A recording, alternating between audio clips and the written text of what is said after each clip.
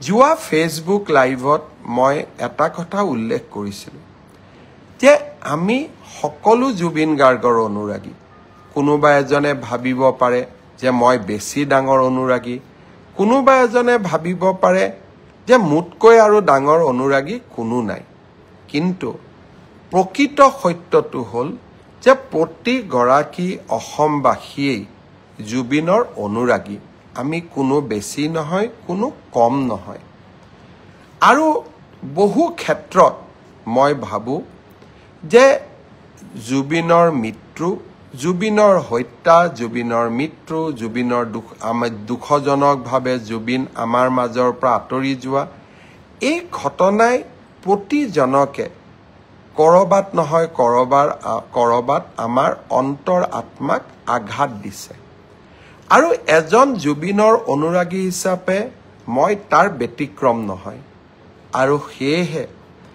এটা দিনৰ ভিতৰতে ছিংগাপুৰত পোষ্টমৰ্টেম কৰি দিল্লীলৈকে তেখেতৰ পাৰ্থিৱ শৰীৰ লৈ অহা দিল্লীৰ পৰা অসমলৈ লৈ আহি তেখেতক লাখ লাখ ৰাইজৰ দৰ্শনৰ বাবে পাৰ্থিৱ শৰীৰক সুৰক্ষিত কৰি ৰাইজৰ দৰ্শনৰ বাবে মুকলি কৰি দিয়া আৰু শেষত সোণাপুৰত এক সুন্দৰ স্থানত তেখেতক বিদায় দিয়া এই সমগ্ৰ প্ৰক্ৰিয়াটোত মই অসমৰ মুখ্যমন্ত্ৰী হিচাপে নহয়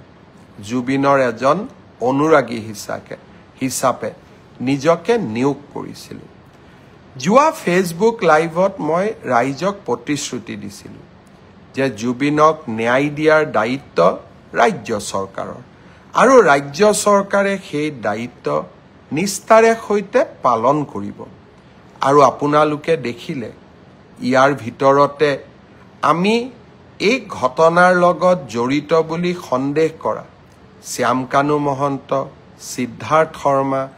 শেখৰজ্যোতি ভূঞা অমৃতপ্ৰভা মহন্ত আটাইকে আমি গ্ৰেপ্তাৰ কৰিলোঁ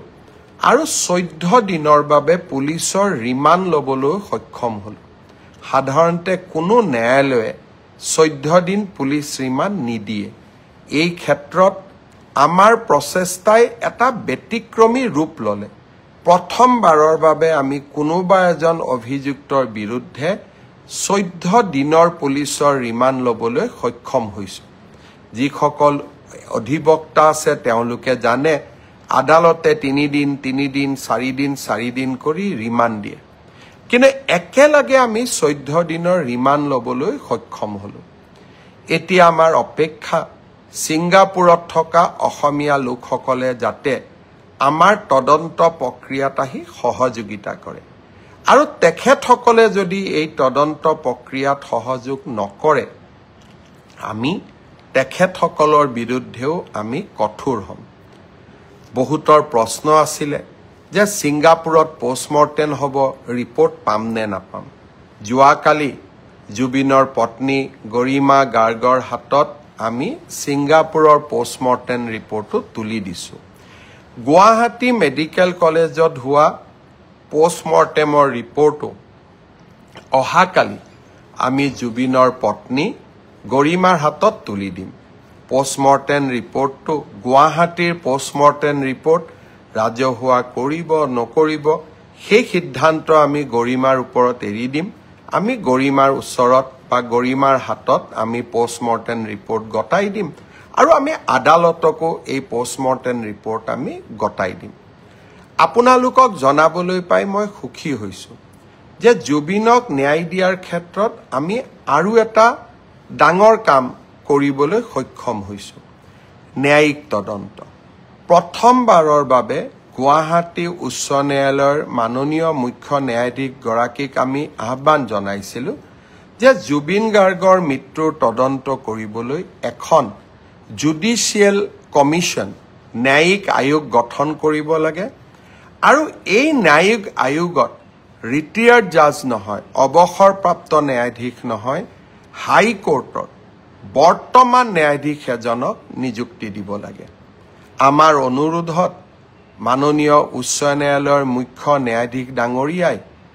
এজন বিচাৰপতি জাষ্টিস সৌমিত্ৰ শইকীয়াক এই আয়োগখনৰ অধ্যক্ষতা কৰিবলৈ অনুমোদন জনাইছে। যিসকল লোকে এই বিষয়ত দৃষ্টি ৰাখে তেওঁলোকে নিজেই জানে যে হাইকোৰ্টৰ চিটিং জাজে জুডিচিয়েল কমিশ্যন হেড কৰা আমাৰ ৰাজ্যত কৰবাত আগত এবাৰ বা দুবাৰ হ'ব পাৰে, কিন্তু ই স্বাভাৱিক নহয়। অহা কালি আমি জাষ্টিছ সৌমিত্ৰ শইকীয়া আয়োগ গঠন কৰিম। মই গুৱাহাটী উচ্চ ন্যায়ালয়ৰ মাননীয় মুখ্য ন্যায়াধীশ ডাঙৰীয়াক ধন্যবাদ জনাইছোঁ। আৰু এতিয়া যিসকলে ইউটিউব, ফেচবুক, টুইটাৰত জুবিনৰ হত্যাৰ বিষয়ে বিভিন্ন তথ্য দাঙি ধৰিছিল, এতিয়া তেওঁলোকৰ দায়িত্ব হ'ব যে তেওঁলোকে এই ন্যায়িক আয়োগৰ সন্মুখলৈ গৈ শপতনামা দাখিল কৰা। কৰবাত ফেচবুকত লাইক, ইনষ্টাগ্ৰামত ফলোৱাৰ গোটাবলৈ জুবিনৰ অনুৰাগী হোৱা আৰু ন্যায়িক আয়োগক এতিয়া গৈ সহযোগিতা কৰা। আমি নিশ্চিতভাৱে সেইসকলৰ প্ৰতি লক্ষ্য ৰাখিম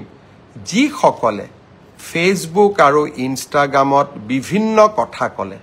এতিয়া তেওঁলোকে ন্যায়িক আয়োগৰ আগত শপতনামা দাখিল কৰাৰ দায়িত্ব পালন কৰিব নে নাই। নাও the ball will be in there court. তেওঁলোকে এতিয়া ইয়াক কেনেকৈ ব্যৱহাৰ কৰে তাৰ পৰাই আমি প্ৰমাণ পাম যে কোন আচলতে কিমান জুবিনৰ অনুৰাগী।